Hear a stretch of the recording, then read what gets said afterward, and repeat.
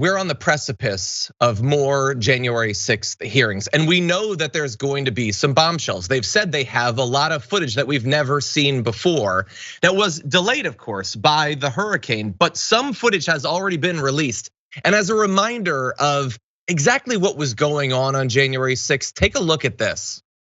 While you're in your cars doing nothing, and the way you're treating us.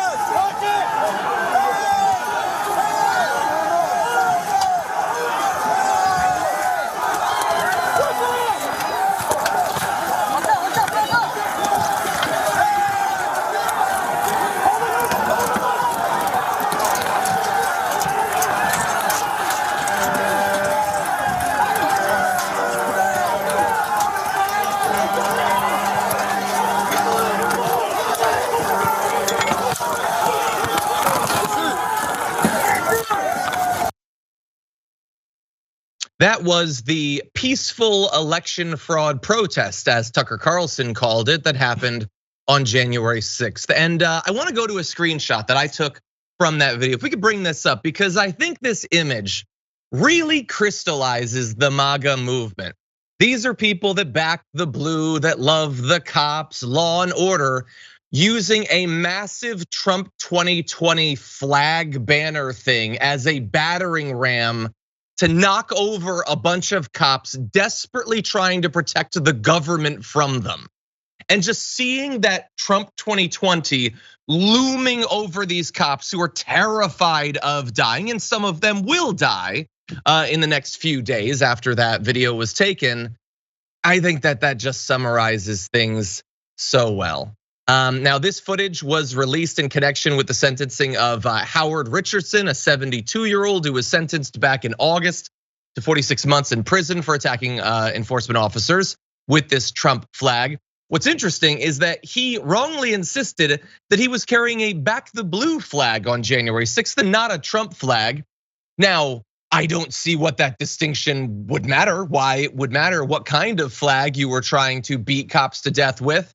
The idea that you wanna make sure that they understand that you were using a pro-cop flag to kill them rather than a pro-Trump flag seems weird, but regardless, the footage is clear and it was used to help convict him. Caroline, what do you think? Yeah, I think I have a little bit of static on my end. I hope people can't hear that. But yeah, it was super fast. Behind the scenes, we're getting a ton of feedback. I don't know if someone's mic is live in the control room or something. If we just make sure everybody's, yeah, I don't know what's going on. Cool, just hope everyone can hear exactly what I'm saying, because it's very important. No, I'm kidding. But I think this idea that we keep coming back to in the analysis and video footage of January 6th is this constant reminder that Trump MAGA Republicans only care about the military and the police and their concept of America insofar as it confirms their own status and interest in like being macho, basically.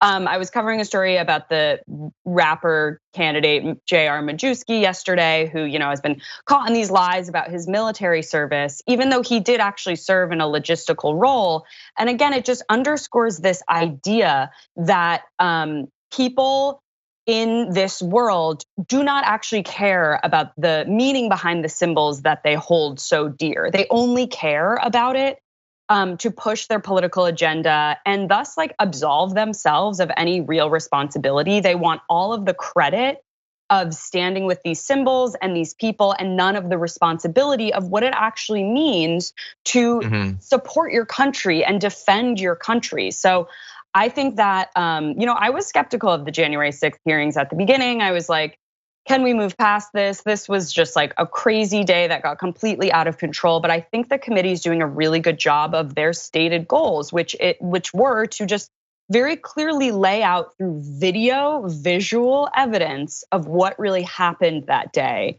and leave it up to us. And they've been doing a really good job of adding to this narrative. And I think it's really hard. It's gonna be really hard for people to look past videos like this and have any defense for it. Yeah.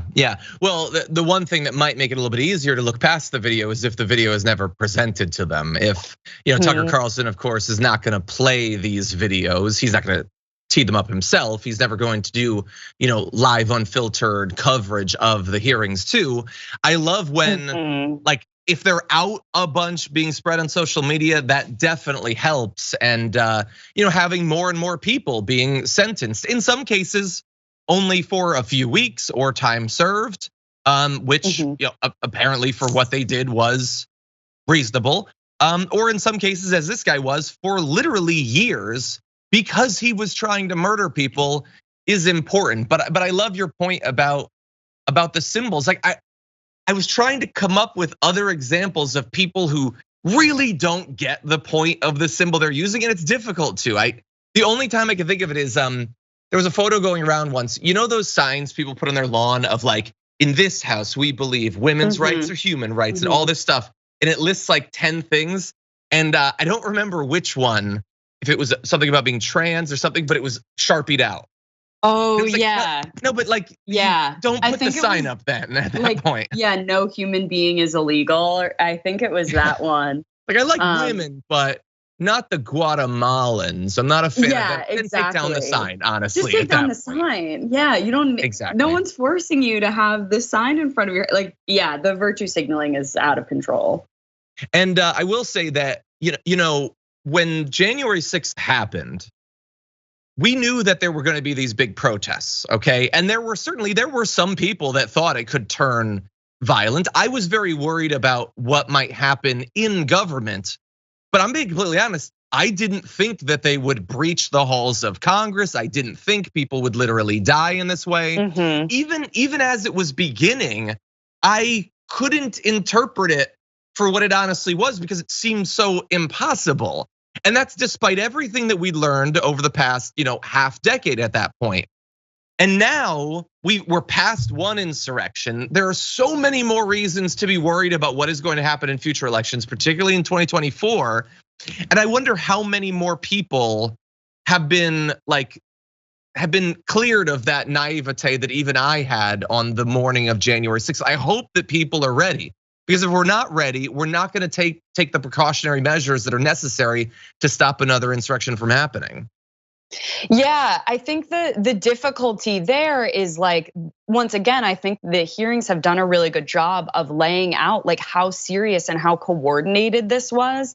The problem I see is that Republicans have done such intense work of sowing the seeds of discord in our election systems that it's almost like they are putting in the work to like legitimize what happened on January 6th through our upcoming elections. And that's what really scares me. It's like again, the committee can do a great job of really leaving their personal beliefs aside and showing us the video evidence. And yet it just seems like the Republicans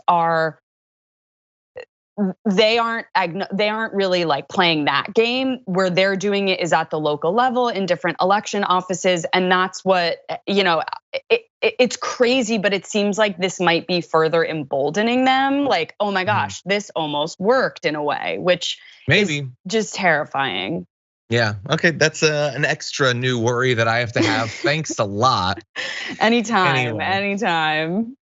Super fast little tidbit for you. Although, as I said, Hurricane Ian has delayed the January 6th committee hearings from coming back. One thing apparently has gone forward as scheduled, and that is that the House Select Committee investigating the insurrection is interviewing Ginni Thomas today. She arrived at the Capitol flanked by security.